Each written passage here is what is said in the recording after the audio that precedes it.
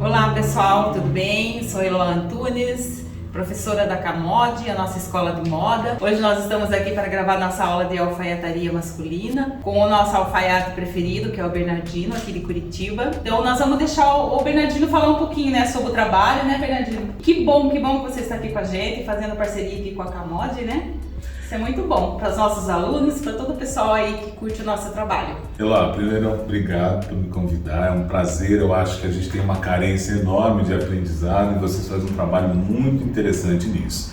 Bem, meu nome é Marcos Bernardino, eu costuro profissionalmente há 7 anos, mas já costuro há muito mais tempo que isso. E eu bato sempre na tecla da formação, que a formação que para mim é fundamental, além de outros implementos, mas é você conviver numa alfaiataria, você trabalhar com um alfaiate que tem mais experiência que você, ou com uma pessoa que já costura mais tempo que você, e isso possibilita um aprendizado muito mais rápido e mais efetivo das técnicas, do dia a dia e da dinâmica de uma alfaiataria. Bem, hoje nós vamos partir da premissa fundamental da alfaiataria, que é o corte livre, que parte fundamentalmente das medidas. Então ele não tem moldes, ele vai do teu conhecimento, depois de medir muitos corpos e dos cálculos matemáticos para transformar geometria plana em roupa e principalmente uma coisa que é fundamental na alfaiataria, que é escolha, poder de escolha, é raciocínio prévio. Então se esse cliente quer uma peça mais folgada, se esse cliente quer uma peça mais justa, mais longa, através desse raciocínio da fita métrica, da régua e do giz, você possibilita essa roupa dentro da expectativa que ele tem. Um pouco mais larga, um pouco mais curta, então não há regra só do ponto de vista do corte de que essa peça caiba. A principal missão da alfaiataria é que essa peça vista. É completamente diferente o raciocínio. Nós estamos muito acostumados em que as roupas caibam em nós. O nosso corpo ele já está pronto. Então, a partir dessa premissa, eu preciso que essa roupa vista e você entenda naquela peça uma pessoalidade, que você olhe e fale, olha, esse cos mais alto eu escolhi, essa barra mais curta eu escolhi, ou qualquer outro elemento de formatação da configuração livre daquela peça. Porque aqui na escola, a alfaiataria feminina que nós trabalhamos muito com molde sob medida também, a alfaiataria. Mas nós trabalhamos sempre com a modelagem, Sim. A modelagem no papel, a gente tira as medidas, passa a modelagem para o papel e daí ali a gente caminha, Sim. No caso da alfaiataria masculina, ela é sempre feita direto no tecido ou existe alfaiates que trabalham também com molde? Existe sim, existe, mas geralmente ele trabalha com o próprio molde. Depois de ter experimentado muito aquele molde que ele criou, adaptou, mexeu no corpo, ele já tem segurança para poder pegar aquele molde, fazer algumas adaptações e usar, Mas eu acredito que a maioria ainda trabalha com risco livre e a partir dali vai fazendo. Algumas partes você pode sim usar molde, não tem problema nenhum, como mangas, por exemplo, é um lugar que você pode usar com tranquilidade moldes, golas, coisas que são mais objetivas, digamos assim, Manga, basicamente, você aumenta ou diminui a bitola, a largura e aumenta o comprimento, mas o posicionamento é, em geral, o mesmo, onde ela está.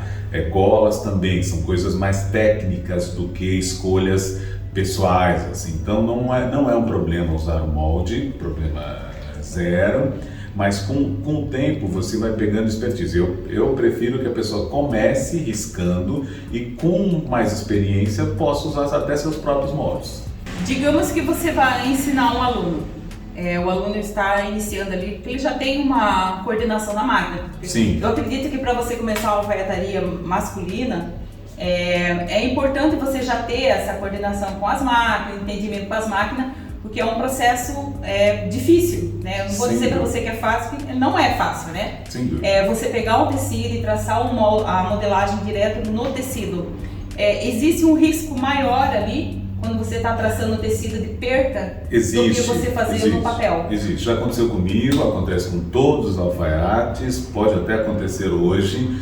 Existem vários tipos de tecido também que a técnica muda. Então, por exemplo, quando você corta xadrez, a técnica é completamente outra para você poder encaixar. Quando você corta veludo, em que você não pode inverter o sentido, a técnica é completamente outra que você vai fazer. De maneira mais embrionária, é preciso que você domine completamente a máquina antes de querer montar uma peça. Não dá para aprender todas as etapas juntos, elas são step by step, são passo a passo. O primeiro passo é esse, o primeiro passo é você sentar na máquina e você entender que vocês estão integrados. A máquina não é mais um elemento, uma ferramenta dura que dificulta a sua prática. A máquina, ela facilita, ela é o caminho entre você e o tecido. Então ela tem que ser um caminho leve, fácil, você tem que dominar completamente a máquina e todos os botões e todos os ajustes que estão ali, todos. Enquanto você olhar para um botão da sua máquina e não saber a função dele, é melhor não colocar um tecido ali,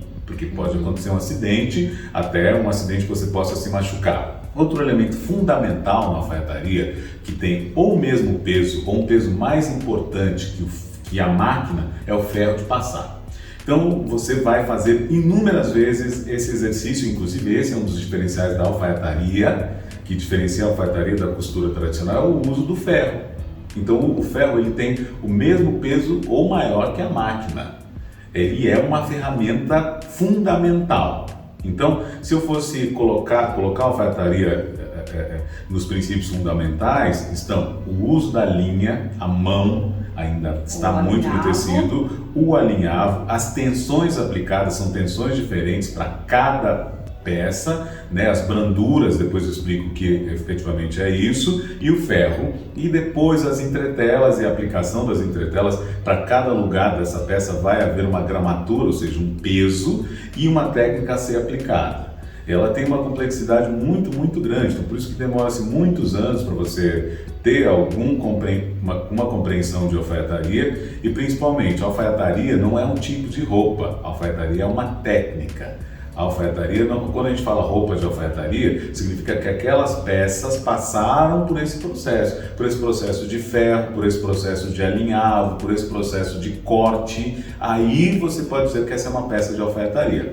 Em geral, no Brasil e no mundo, existem muitas peças inspiradas na técnica da alfaiataria, feitas na técnica industrial. Mas elas são inspiradas em alfaiataria. Se ela não tiver todas essas técnicas empregadas, ela é uma peça inspirada em alfaiataria. O aspecto é parecido, mas aspectos como conforto térmico, durabilidade, caimento, estão completamente negligenciados ali. Quando o tecido é importado, a entretela também tem que ser importada. Se o tecido é nacional, a entretela tem que ser nacional? Não necessariamente. Na verdade, o que tem que haver é a mesma composição. Então você não deve colocar num tecido puro, 100% lã, entretelas sintéticas, porque senão você tira a característica daquele tecido. Se é um tecido 100% lã de gramatura alta, se você coloca entretelas sintéticas ali, ele vai perder parte da característica dele, que é caimento e conforto térmico. Então se você bota poliéster num tecido que é puro, as entretelas em geral são feitas de poliéster, você acaba perdendo a característica, não justifica o investimento naquele tecido. Não acredito que tenha muito a ver com a origem, né? Se essa entretela for nacional, mas também ela é 100% algodão, não tem problema nenhum de você colocar ali junto com a lã, mas também tem a ver com a gramatura daquele tecido. Tecidos de gramatura mais alta, então inversamente proporcional, um Super 150, por exemplo, demanda um outro tipo de entretela. Em uma gramatura mais baixa, na indústria nacional você tem essencialmente 120 e bem poucos Super 150, depende qual é o uso daquele paletó também, cada caso é muito particular, mas não é uma regra tão amarrada assim. No casaco masculino, tanto no casaco como no blazer, nós aqui na alfaiataria feminina, na escola, que a gente vai para um processo mais simples, porque é sempre o primeiro casaco, o primeiro blazer que os alunos estão aprendendo. Nós usamos somente a entretela no feminino, né? Então, se é lã, nós compramos entretela para lã, né? Se é um tecido sintético, a gente usa o entretela. Tanto a gente usa como a malha, como aquela que é mais conhecida, que tem uma referência, mas a gente conhece por pipoca, né? Sim. Entretela pipoca. Eu sei que no masculino vocês usam, além da entretela, de várias partes entreteladas até, mas o masculino eu sei que vocês usam mais uma estrutura na parte de cima aqui, né, trabalhando sob medida. O que mais vocês usam além da entretela na parte interna do casaco? Existem várias técnicas, né, mas vou explicar a técnica mais tradicional. A técnica mais tradicional ela usa crina mesmo de cavalo, aí tem uma marca comercial, mas eu não vou citar aqui porque não está nos patrocinando, mas é crina de cavalo mesmo, que você coloca, aí tem duas técnicas para aplicar, geralmente crina e feltro, né? Tem uma técnica chamada half canvas, que você vai entretelar só essa parte aqui, basicamente um pouco acima do primeiro abotoamento. Ela tem esse formato aqui, então chama-se half canvas, que você vai colocar a crina e um degrau, o feltro. E tem uma outra técnica chamada full canvas, que aí você vai entretelar toda essa frente aqui. Mas nessa técnica você não usa entretela colante, ela é enquartada, né? Então ela é costurada à mão no tecido. Né? Essa técnica é muito mais elaborada e no Brasil ela é bem pouco usada. Quais são os benefícios dessa técnica, dessa full canvas? Primeiro, um caimento muito melhor. E depois, se ela for bem aplicada, com o tempo, esse paletó vai pegando os bojos do corpo, os movimentos do corpo. Então, se você tem um ombro mais caído que o outro, um pouco mais levantado, um peito mais saltado, essa tela ela vai expandindo e vai tomando o formato do corpo. Então, a principal característica de um full canvas é pegar o formato do corpo, ter um melhor caimento, uma maior durabilidade e um cuidado easy care. Então, ela não amassa tanto, é muito fácil de transportar, tá? Esse é um paletó muito mais elaborado, muito mais caro também. Ele é um paletó que custa no mínimo o dobro de um paletó normal, porque essa técnica é muito mais demorada, mas é muito mais durável. Para aplicar essa técnica, você precisa estar num nível avançadíssimo de costura. Ele não é uma técnica intermediária, vão muitos anos até que você consiga de fato aplicar o full canvas. Mas os half canvas, que são os mais usados e são os que eu mais vendo, inclusive, eles são absolutamente satisfatórios e muito acima da média, assim, já. Mas uma pergunta sobre o casaco que eu vejo muito, às vezes eu vejo a pessoa tá vestida com o casaco, tá perfeito na frente, caimento maravilhoso. Aí quando você olha atrás, a abertura, ela tá isso daqui, ela ergue aqui atrás. O que aconteceu com o corte desse casaco que deu esse defeito aqui? Em geral, o problema está no corte, na inclinação do ombro, né? Uma coisa muito importante, vamos fazer o processo de tirar medidas, aqui no caso da calça, é você entender que corpo você está medindo. Né? Então, não só efetivamente a medida que você está colocando ali, mas se essa pessoa ela é um pouco mais empinada, se ela é um pouco mais corcunda. Então, qual é a postura dessa pessoa na vida? Se você medir esse corpo e tomar só como medidas, provavelmente aquela roupa não vai cair bem. É muito importante na hora de você cortar. Então, por exemplo, se você percebeu que essa pessoa é um pouco mais curvada para frente, o corte dos ombros vai ser completamente outro, porque você vai compensar aquela característica física. A função da alfaiataria sob medida, inclusive, é essa. É entender qual é o tipo físico, qual é aquele corpo, qual técnica aplicada para melhorar aquele caimento. Independente da altura, do peso e até de uma dificuldade motora, por exemplo, ou uma deficiência física, você tem que prever aquilo e garantir que aquela roupa caia bem. Exatamente, porque às vezes, por exemplo, uma mulher de 20 anos, ela pode ter a mesma medida de uma mulher de 60, só que o corpo é completamente diferente. É completamente diferente. Aquela roupa não vai vestir bem. A medida ela é a base, né? Dali que você parte. Mas para fazer com que essa roupa caia bem, a medida não é suficiente. Então, às vezes até é muito importante que o cliente não tenha essa expectativa de que a primeira prova dele, por exemplo, vai ficar perfeita. É ali, ou na mulagem, ou no alfinete, que você vai prevendo outras características. É exatamente o que nós fazemos aqui na modelagem da alfaiataria feminina, né?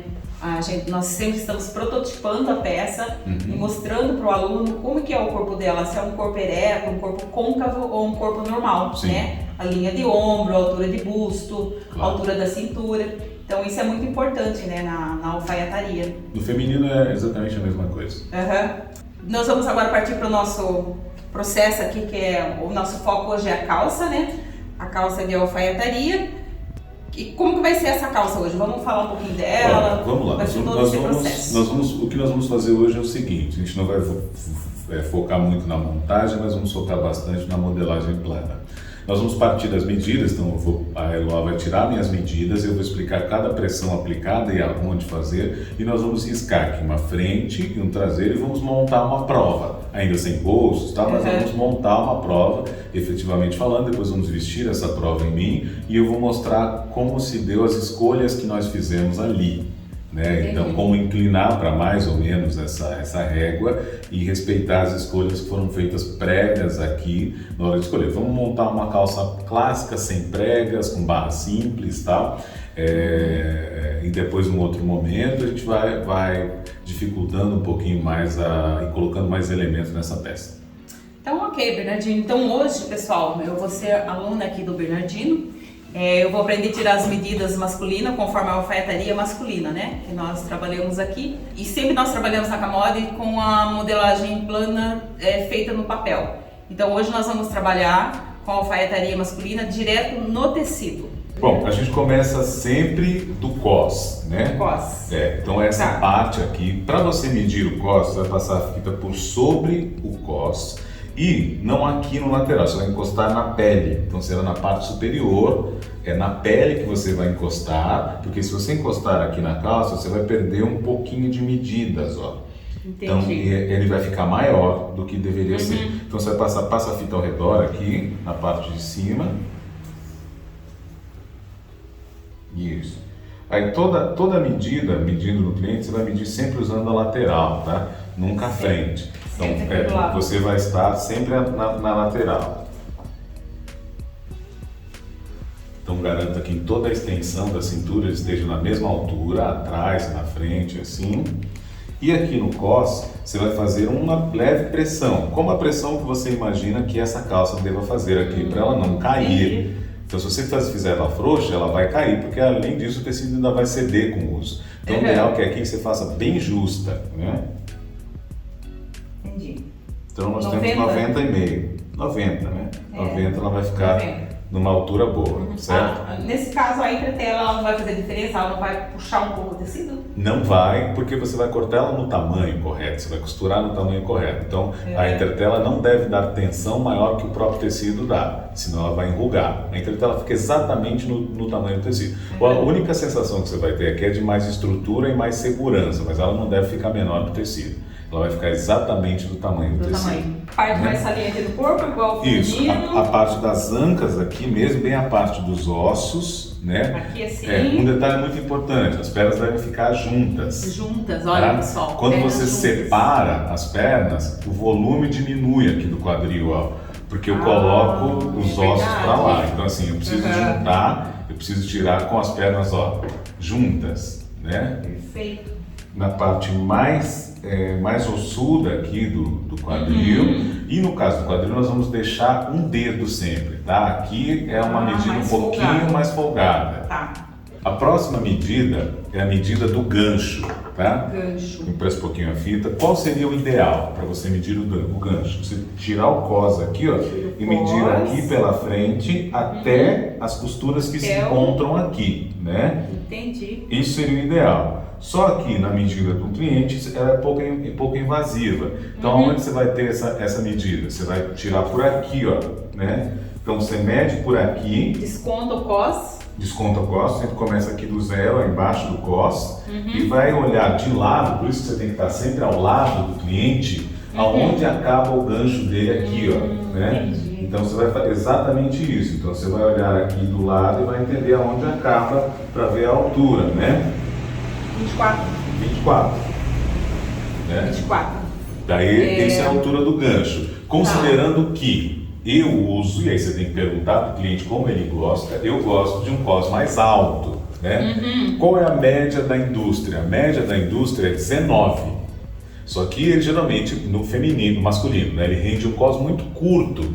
E isso dificulta a movimentação e até, na minha opinião, não dá um aspecto muito bonito. Para ficar ok, digamos, para o meu tipo físico, 21,5, 22 já seriam ok. Eu gosto que ela seja mais alta, tem que ver qual a expectativa. Você quer que isso soe mais alto, mais baixo? Então assim, ó, 23 é o suficiente, tá? Para ela soar numa altura boa. Eu vou colocar aqui perto do padrão, eu vou colocar 23. Ok. Para suar médio com cos de médio para um pouquinho mais alto, certo? Agora nós vamos medir... Posso Pode fazer uma falar. pergunta antes? Por exemplo, quando você vai tirar o cos, né? Ou qual a altura que você vai medir esse cos? Por exemplo, o cliente vai e ele não tá usando uma calça alfaiataria, Ok. né? E ele não, assim, não tem a noção... O né, referencial? do O referencial são 3 dedos no umbigo. Tá? Eu uso mais alto, vão ter 1,5, 2 aqui, ó. Mas na média serão 3 dedos. Tá? Mas o ideal é você pedir, coloque a calça na altura que você gostaria que ela ficasse sem ter que usar cinto, sem nada. Naturalmente ele vai colocar na altura que ele está mais confortável e ali você vai pegar o referencial. Mas se ele não tem essa noção, você coloca 3 dedos abaixo do umbigo, que aí ele vai ficar na altura correta. E daí a partir disso você já tira o gancho. A partir daí você tira o gancho. Daí no caso o gancho na sua calça você descontou o cos, né? Eu descontei o Descontou cos. a altura do Descontei o cos. cos. Aí você pode, no caso do cliente, você mede a altura do gancho e depois nessa altura do gancho você desconta o cos. É isso? Exatamente. Só que note que a gente tem que ter 1 centímetro para cima da costura, tá? Então eu coloquei 3 aqui livre, mas vai comer 1 centímetro aqui da costura. Por isso, se você medir minha altura aqui, ela vai dar uns 25. Na verdade, porque eu não estou prevendo nem a costura lá de baixo e nem a costura aqui de cima. Depois Essas- das medidas. Isso. Você vai ter que pôr a margem de costura. Depois eu vou colocar aqui na modelagem por que a gente tirou de tal lugar a tal lugar e o que descontar. Bom, descendo agora, nós vamos medir a coxa, né? A coxa você mede passando a fita bem ao redor do fim do gancho, aqui colado no gancho. E também deixa um dedo de sobra, tá? 61. Isso. Vamos continuar descendo e agora joelho. Ô, Bernardino, essa medida de coxa você acha interessante para calça feminina também? Depende muito do biotipo. Vai depender muito do biotipo. Não dá para ter esse referencial no feminino porque já vai partir de outro quadril, o corpo da mulher é muito diferente nessa questão. Digamos assim, uma mulher tida como magra, né, dentro desse padrão que as pessoas entendem, ela vai ter uns 57, 58 de coxa. Depende da altura também, né? Ok. Agora nós vamos para o joelho, tá? Joelho você tira com a perna reta ou a perna dobrada? Joelho sempre com a perna reta. Sempre com a perna reta. Se a gente tirar com a perna dobrada, ela vai dar uma noção diferente da realidade. Compreende-se que a roupa é feita para que a pessoa esteja nessa posição aqui, em repouso. E aí você faz as previsões do movimento, mas você já não tira a medida com o movimento. Você faz a previsão do movimento. Então, por exemplo, ó, vamos tirar aqui o joelho, por favor. Bem no meio do joelho, né? Isso, exatamente, bem no meio do joelho. Deixa folga. Deixa pelo menos uns 2 dedos de folga, tá? Pelo menos 2 dedos. 43. Isso. Bom, usando essa mesma questão, você vai medir a panturrilha. Então, ó, Tá. com a fita aqui no 43 que você deixou, né, com o joelho aqui estendido, você vai entender se faz sentido eu descer aqui para a panturrilha e quanto eu vou deixar. Porque se a forma ela é tubular, né, eu tenho que diminuir um pouquinho, mas ela tem que defender a panturrilha ainda aqui, ó. Senão a calça não cai naturalmente, ela vai ficar travando na panturrilha. Então, tínhamos 43. Ó a minha, né? A minha aqui, ó, ela trava aqui. Exatamente, isso não pode acontecer. Tudo bem que aqui tem elastano, então ele não trava o seu movimento. Mas se fosse numa calça social que não tem, você não conseguiria fazer o movimento. Então o ideal é que você deixe aqui, ó, pelo menos Pega o joelho e desça com e ela desça, pra ver se né? ela tá passando 43 e pelo você vai fazendo esse movimento aqui, ó. Diminuindo a fita, né? Partimos do 43, entendi. diminuímos a fita para você entender qual a circunferência dela aqui na altura da panturrilha. Então vamos deixar aqui, digamos, com 41, porque eu gosto de uma calça mais slim. Se o cliente gosta de uma calça mais reta, basta você ir diminuindo menos, né? Então você parte aqui do joelho e tira 1 centímetro de repente, porque ela vai ficar muito mais reta. Eu gosto que ela fique um pouquinho mais slim, que ela tenha essa forma nesse sentido assim. Mas tem muito a ver com o que você alinhou com o teu consumidor, né? O ideal eu gosto que ela tenha aqui embaixo na panturrilha 41 centímetros, por exemplo. 40, 41. Né? Se eu quisesse ela mais justinha, eu deixaria com 39 aqui. O joelho com 43. Vamos colocar a panturrilha com 40. E agora nós vamos colocar a boca, né? Uma boca justa, como essa aqui, assim, ó.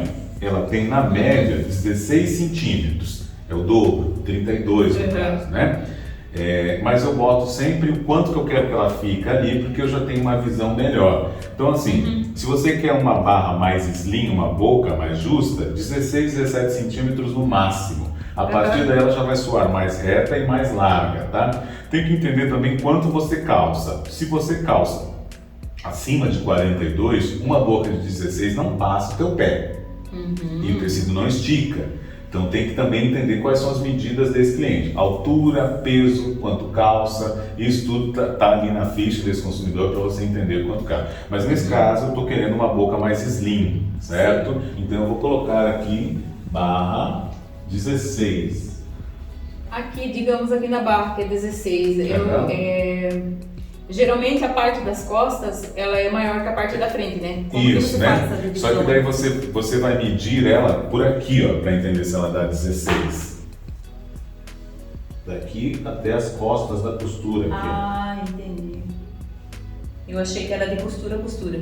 Não é de costura a costura, porque ela vai ter uma coisa chamada francesa, que eu vou te mostrar ali no corte como ela fica. Se você medir de costura a costura, um lado ela vai dar um e do outro lado outro. Porque a parte da frente é menor que a parte de trás. Por isso que eu estou medindo na lateral, né, o comprimento total. Barra 16, o que a gente falta? O que falta aqui é entre pernas, né? Que é o comprimento daqui, do fundo do gancho, até lá embaixo. Por que medir sempre daqui? Porque se você, por exemplo, for ajustar uma calça jeans na tua casa, o gancho dela é diferente, então não adianta você medir a circunferência dela aqui, você vai errar a altura. Você pega uma calça tua social lá e mede, e aí vai falar, não, ela deu 1,10 m. Quando você vestir, o gancho da tua calça tem outra altura e você vai errar a barra. Então, para que vocês saibam onde ela termina sempre, você vai medir do fundo aqui, da junção das 4 costuras até lá embaixo. Se eu tenho a altura da entrepernas e o comprimento total da calça, eu consigo ter a altura do gancho, né? Não necessariamente, porque eu não sei quanto de curva que a pessoa deu. Ela pode ter dado menos ou mais curva atrás. O caimento será outro. O comprimento estará correto, mas o caimento será outro. Eu não sei quanto que ela curvou atrás aqui, ó. Ela pode ter feito uma curva mais aberta, ela pode ter feito uma curva mais fechada, ela vai vestir mal, vai influenciar no caimento. Então, mais uma vez, a gente vem na coisa do o que vai caber e o que vai vestir. Pensando assim, vai caber, mas vai vestir bem? Definitivamente não vai. Então, o que você tem que garantir é que aquilo vista bem. E para garantir que vista bem, você vai ter que medir sempre daqui. Porque se for aqui, ó, 23, 12, 19, aqui ela vai vestir na altura que o cliente tem a expectativa que ela vista. Então é importante sempre medir aqui do fundo, gancho aqui. Exatamente aí do gancho, até a barra. Ela vai dar 60 em alguma coisa. Deu 72. 72. Então essa já é uma calça um pouco mais longa, tá? Eu já tenho usado ela um pouco mais curta, então vamos colocar aqui 70. Então aqui nós temos todos, ó. Como você saber que não está faltando nada? Conte. 1, 2, 3, 4, 5, 6, 7, 8. São 8 medidas. Tem bem mais, tá? Aqui é uma maneira bem generalista. Eu uso 12, 13, mas isso é porque é mais complexo. Mas com 8 medidas você já consegue transformar isso aqui em calça mesmo. Essa medida que você fez de entrepernas é para essa altura de calça que você usa, né? Para qualquer uma. Para qualquer um. Mas daí, no caso, se eu quisesse fazer uma calça social, por exemplo, para usar com um terno, daí ela seria um pouco mais comprida, né? Sim. Tem alguma altura que ela tem que bater ali na canela, em algum padrão? Então, na verdade, assim, hoje, 90% dos meus clientes, eles querem uma calça mais alta, tá? Mas qual é a regra? A regra é ela encostar no sapato, não debruçar sobre ele, senão ele quebra. A frente ela não cai, mas é encostar no sapato. Vamos prever aí um homem, eu tenho 1,79 m, tá? Eu estou usando com 70 centímetros, porque eu quero mais alta. Se você usar com 75, ela vai encostar ali no sapato. Então pega assim 1,79 m, com 75, 76 centímetros de gancho, ele vai encostar lá embaixo. Se você fizer uma continha básica, assim, padrão, 3 centímetros menos que a altura total. Então, se ele tem 1,79 m, por exemplo, com 76 centímetros ela vai encostar lá embaixo, na média, tá? Isso é uma média. Tem homens que têm pernas muito mais longas, mais curtas, mas se você quer prever uma média, é isso. Vale deixar que a gente tem sobra, tá? E isso é sem costura total. A barra, em particular, a gente nem deixa 1 centímetro, a gente deixa 8 no mínimo, que é para poder dobrar para cima, se for barra simples, e também se esse cliente quiser baixar a barra. E daí é sempre ideal que ele prove depois com o sapato. Exatamente. Então a prova que você vai fazer é sempre com o sapato que ele vai usar para o evento que ele está comprando aquela calça. A barra não pode cair e dobrar em cima do sapato. Muitos homens escolhem, isso é uma escolha, pode ser assim também sem problema nenhum, mas se você quer um caimento melhor, o ideal é que ela só belisque no sapato. Se você tem um referencial de que ele toque no salto do sapato, você pode fazer uma barra inclinada, que aí na frente ela vai ficar lisa e atrás ela vai ficar naquela expectativa que ele quer. Você pode inclinar a barra e não é problema nenhum.